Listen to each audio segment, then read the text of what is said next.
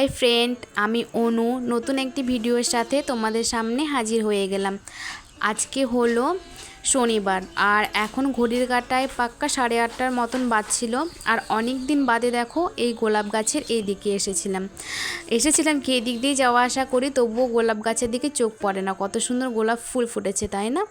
তো তারপরে দেখো বাইরের দিকে যাচ্ছি, কারণ বাবার ছেলেতে এখন বেরিয়েছে বাইরে নদীর সাইডে। তো ওদেরকে বলছিলাম বাড়িতে আসতে, কারণ প্রচণ্ড রৌদ্র উঠেছিল। তো তারপরে কি ওদেরকে বলে আমি তো চলে আসলাম বাড়িতে। এসে ছেলের জামা কাপড় কিছুটা ছিল, যেইগুলি জানোই তো ওর জামা কাপড় আমাকে রোজই কাচতে হয়, ঠিক তেমনই সমস্ত জামা কাপড় ভিজিয়ে রেখে এলাম। তারপরে রান্নাঘরে চলে আসলাম। সকালবেলায় অনেকটাই আমার রান্না হয়ে গেছিলো, শুধু এখন মটরের ডালটা করলা দিয়ে করব, এটা সম্বারা দিলেই হয়ে যাবে। ছেলের সবজিও ভাজা হয়ে গেছে। তো চলো করলাগুলিকে ভালো করে লাল লাল করে ভেজে নিই। আর এইদিকে দেখো আমার করলাগুলিকেও ভাজা হয়ে গেছে, এবার ডালটাকে সম্বারা দিয়ে নেব।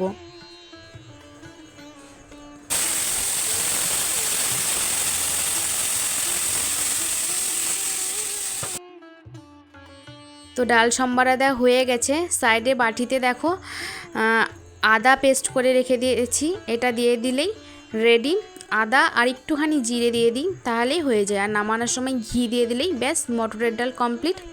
আর এইদিকে দেখো আমার সমস্ত রান্না কমপ্লিট হয়ে গেছে, শুধু তো পরে এসে ডালটাই করলাম, আগে সমস্ত রান্না হয়ে গেছিলো। আজকে রান্না করেছি মটরের ডাল করলা দিয়ে, আর করেছি খুড়োর ডাঁটার চচ্চড়ি। আমরা তো খুড়োর ডাঁটাই বলি, তোমরা কি বলো কমেন্ট করে বলো। খুড়োর ডাঁটা আলুতে চচ্চড়ি করেছি সর্ষে বাটা দিয়ে।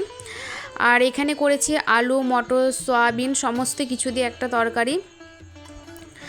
আর ছেলের ভাতটাও নরম করে রেখে দিয়েছি, সয়াবিন উপরে কয়েকটা আছে। আর এখানে ওর তরকারিটা হচ্ছে, তরকারিটা হয়ে গেলেই আমার আজকের মতন রান্নাটা কমপ্লিট হয়ে যাবে। তারপরে ছেলের জন্য আপেল সেদ্ধ আবার দিতে হবে। তো এখানে দেখো পাঁপড় ভাজাটাও আছে, আর পাঁপড় ভাজার কৌটোটা খুলতে গিয়ে গেল হাত থেকে পড়ে, তো কি আর করার। আর এখানে দেখো আমের চাটনিটাও এখনও অনেকখানি কি আছে। বরের টিফিন বাটিও তো দেখো রেডি করে দিয়েছি। তো চলো রান্নাবাড়ির সমস্ত কমপ্লিট।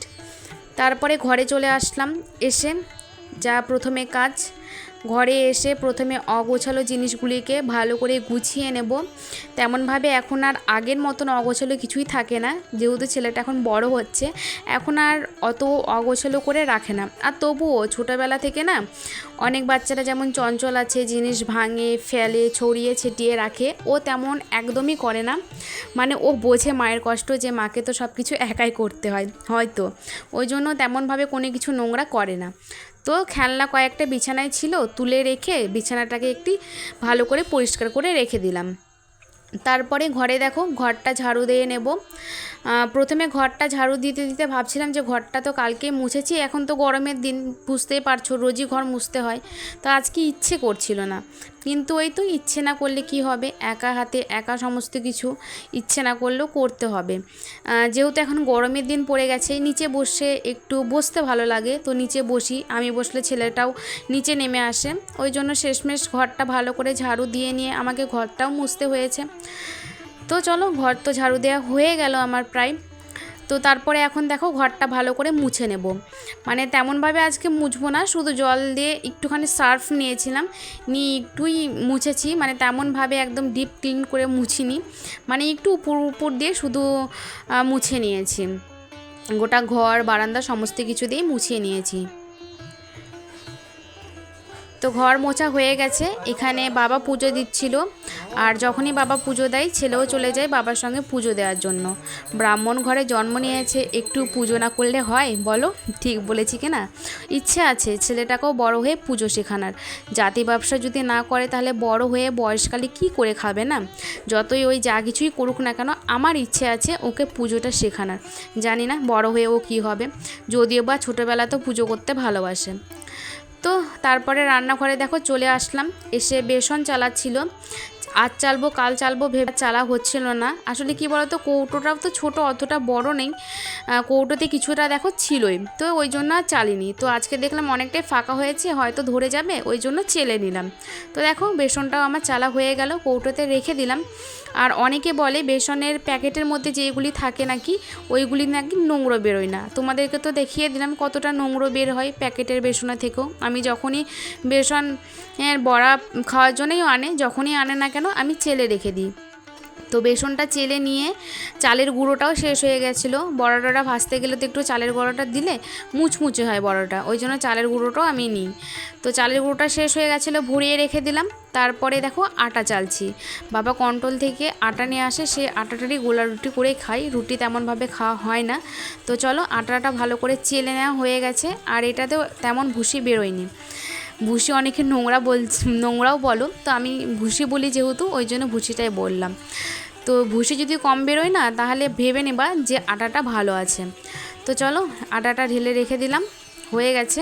চালা কৌটোতে রাখলাম না, কারণ কৌটোটা নোংরা হয়ে গেছিলো। কৌটোটা একদম পরিষ্কার করতে দিয়েছি, এখনও শুকোয়নি, মানে ধুয়ে রেখে দিয়েছি, যখন শুকিয়ে যাবে তখন ঢেলে রেখে দেবো।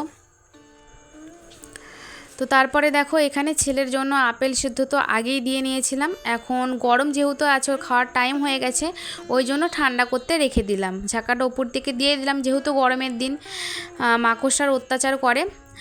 আর এই দিকে দেখো সয়াবিনের কৌটো থেকে সয়াবিন শেষ হয়ে গেছিলো, আর এই কৌটোতে সয়াবিন ছেলের জন্য রাখি, হাতের কাছে থাকলে পরে যখন ওর খাওয়ার টেবিলে ভিজিয়ে রাখি, তখন চোখের সামনে থাকলে মনে পড়ে, তখন আমি সয়াবিনটাও দিয়ে দিই। তো শেষ হয়ে গেছিলো, ভাবলাম রান্নাঘরে ঢুকে যখন কাজ করছি এই কাজটাও করে নিই, কি আর পরের জন্য থুয়ে দেবো, মানে পরে করব এটা ভেবে আর থুইনি, করে নিলাম সমস্ত কাজই।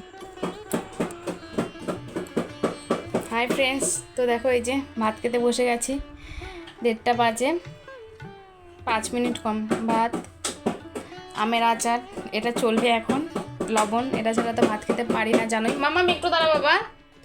করলা দিয়ে ডাল করেছিলাম, করলা তো খায় না, শুধু ডালটা নিয়েছি। ডাঁটা চচ্চড়ি, সয়াবিন একটু নিয়েছি, যদি খেতে পারি খাবো, নাহলে আর কি করবো, পাঁপড় ভাজা, সাথে আছে 1 বোতল জল। তো চলো এবারে আমি ভাতটা খেয়ে নেব।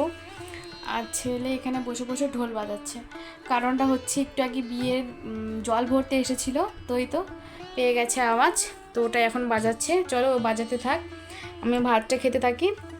আর আজকের ভিডিওটা এতখানি রাখবো, আর বেশি বড় করব না। তো চলো আজকের জন্য এতটুকুই। সবাই সুস্থ থেকো, ভালো থেকো, সাবধানে থেকো, ততক্ষণের জন্য টাটা, বাই বাই।